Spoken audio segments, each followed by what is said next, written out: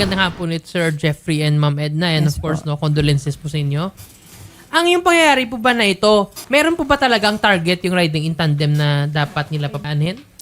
Yung target po nila is parang napatay na po nila. So, patakas na po dun sa suspect ng mga random and tandem. So meaning sa video nga nakita natin, tapos na yung killing incident, like pinatay na nila yung dapat lang patayin. Yes po. So, hinahabol na lang sila ng police noon. Yes po. So parang hot pursuit. Okay. So during Okay po. hot pursuit po ba, nagbababarilan po ba yung police at saka yung riding in tandem? Dun po kasi sa sinabi nila, parang nakikipagbarilan daw po yung nakamotor na riding in tandem. Pero dun po sa video, wala po kaming nakikita eh. Okay, kasi kung kanina kung ni-replay mo yung video, parang bumubunot yung riding in tandem. Yes po, parang Oo. bumubunot pero hindi pa siya nakaputok. Ganito po yan, no? Sa may batas po tayo, ma'am, nga kung let's say no nangyari to yung krimen, 'di ba? May ginawang krimen yung riding in tandem. Yes, ma'am. So kung during po sa hot pursuit nga hinabos ng pulis tapos may na-injure pang tao or may namatay, sila pa rin maging liable, no? Yung mga nasa riding in tandem. Yes po, ma'am. O parang akin yan siya po sa scenario. Kung example, may broad daylight robbery. Tapos may mga bystander nga natamaan during robbery o may napatay. Yung magiging liable pa rin dyan, yung mga ang hold-uppers yung robbery. So dito sa case to, yung riding in tandem pa rin. Na i-report na din po to sa PNP. Yes po, sila po yung ang inaano ko lang doon po sir, bakit po hindi nila binilikan yung sa anak ko doon sa crime na nangyari. Ang binalikan lang po nila yun doon sa naunang biktima. Wala po silang report regarding doon sa anak ko. Ang anak niyo po ba ay nag-dead on arrival po ba? Ni-revive po sa hospital pero hindi na po talaga na Yung base po sa medical certificate dito is parang femur no sa left dito sa hita, no? So medyo Buto, attorney. major veins dito. So doon natamaan. Ngayon po ba ma'am yung mga riding in tandem po ba? Na-identify naman sila. Sabi po doon sa Karingal, pangalan lang po yung binanggit sa akin is Gerald. Tapos yung motor daw po na ginamit is na di-detect daw nila is doon sa Balintawak. Okay. Tapos nagpunta ng Mindanao Avenue. So, hindi ako ganun kaano sa investigasyon na gusto kong marinig sa kanila.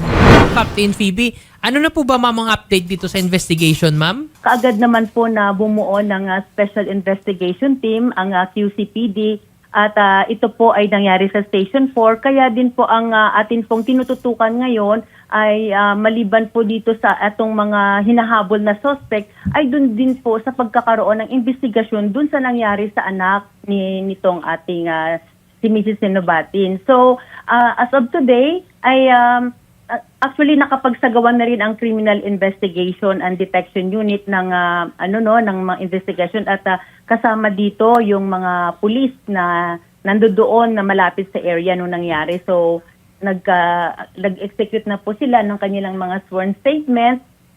Ito po ay 7 pulis at kasama din po ang BPSO.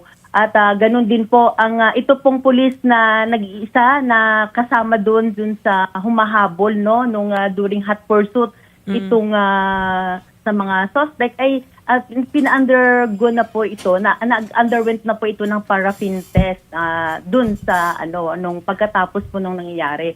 So lumalabas na naging positive po siya kaya po kaagad naman po na nagsagawa din ng investigasyon ang QCPD tungkol dito at siya po sa ngayon ay ongoing na rin po yung ating proseso na for investigation sa kanya at yung para din po dun sa ating sinasagawa na request for issuance of yung subject PNCO to be under restrictive custody.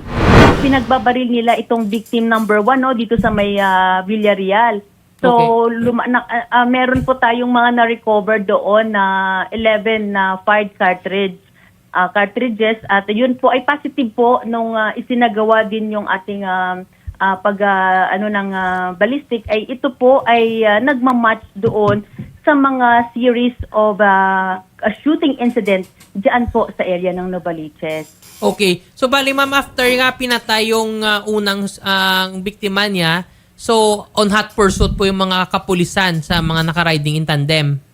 Yes, tama po. Hinabol po nitong dalawa nating mga personnel itong tumatakas sa mga suspect. Okay. So, habang naghabulan po ba sila, ma'am, nagbabarilan? Actually po, naging malayo kasi ang ang naging habulan nila. So from dun sa victim number 1, malayo pa po talagang hinabol po nito. Actually, mabilis po yung mga takbo nila.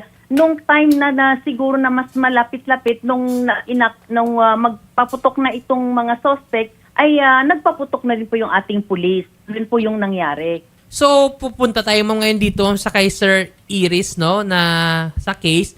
So, may na-recover na po bang bala doon po, ma'am, sa kanyang katawan? Yan po ngayon yung ating iniimbestigahan, no, kasi meron din tayong nakuha na isang fired cartridge doon at yun po ay chinecheck doon yun kung kino-cross-match po ng ating forensic group. So yun po din kaya po para po din na mas magiging impartial po yung ating pagsasagawa ng investigasyon at ito din po ay talagang tinututukan ng QCPD. Kaya po kaagad din na nagsagawa ng investigation yung ating Criminal Investigation and Detection Unit. Okay po. So sa ngayon po, ma'am, wala pang report yung sa forensic, no, kung itong bala po ba ay same po sa nakitang bala dun sa may first victim. Wala pa naman po, ma'am. Ay, yes po, yun po ang iniintay natin na kung ito po ay nagmamatch din doon. At yun din yung atin din na isinasagawang investigasyon ngayon. Okay. Itong mga taga-riding in tandem po ba, ma'am, na identified naman po sila kung sino po itong mga suspect na to, ma'am? Sa ngayon po ang ginagawa po ngayon ng ating SIDO at ng lahat po ng miyembro nitong Special Investigation Team ay patuloy pa rin po sa mga ebidensya, nagko-coordinate na po sa lahat ng mga events sa mga private entities na makakuha po ng mga CCTV footage para po sa pagkakilanlan nitong mga suspect na ito. Okay. At yun po, eventually na po, na para din po ongoing yung hot pursuit operation natin para po sila mahuli. Okay. And with that, ma'am, we also would like to suggest, no, nga, pag nag-file na po kayo ng case laban dito sa mga suspect, ilagay ninyo din sa complaint dyan na kailangan during po sa hot pursuit, no, may na-injured, may namatay pang tao because that is an aggravating circumstance, no, laban po sa mga suspect para aakyat po yung kanilang kaso and para po kung makonvict sila, at least, no, reclusion perpetua yan, no. Yes po, attorney. Yes po, attorney.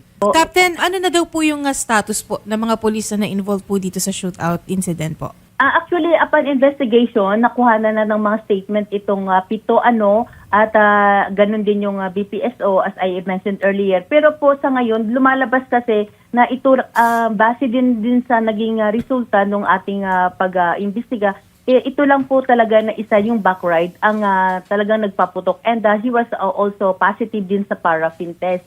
Kaya siya lang po ang talagang subject for investigation. In fact, nagkaroon na po tayo ng motu proprio investigation dito dahil SOP naman po natin pag may mga ganyang casualty, iimbestigahan ka agad. May administrative po kasi na mga kaso na po dyan, na liable po itong ating police. Police Captain Phoebe, Opo, thank opo. you po sa mga update nyo. Maghintay na lang po kami, ma'am, no, sa report po nga magawa po ng forensic nyo. Yes po, attorney. Opo, actually, ongoing na po yan. In-expedite na nga rin po yung pagsasagawa ng report. At the same time, ganun din po yung atin po nung pagpo-process na rin, no, nung kanyang restrictive custody nitong ating police para po he is available po sa pagkakaroon ng mga queries ng investigation. Yes po, ma'am. Ma'am, regarding po, ma'am, sa mga ang body cam po ba, ma'am, ang in-implement na po ba ng mga kapulisan nga if during operation may mga body cam sila? Yes po, meron meron naman po tayong PWC. Katulad niyan, dun sa nangyari na yun kasi, attorney, dahil nagpe-prepare po sila, meron po sa isang team na yan, meron po yun na may BWC. Kung nagkataon na hindi po nakagamit, hindi po nasa possession nitong ating isang personnel na humabol yung BWC. So sa ibang team po nakalagay po yung BWC natin. Ma'am, Sasamahan naman po namin kayo no, sa tanggapan po ng PNP. Yung regarding na lang po doon sa paraffin test, attorney. Oh. No, pwede po nating i-update din po yung doon sa basyo ng bala na na-recover po doon sa insidente. Kung ito po ba ay galing po doon sa riding in tandem or doon po sa kapulisan po. Yes po. So, sasamahan po kayo ng reporter po namin para maasistihan din po kayo Yes doon. Salamat po. And muli po ang aming pong taus-pusong pakikirami sa inyong anak po. Salamat po.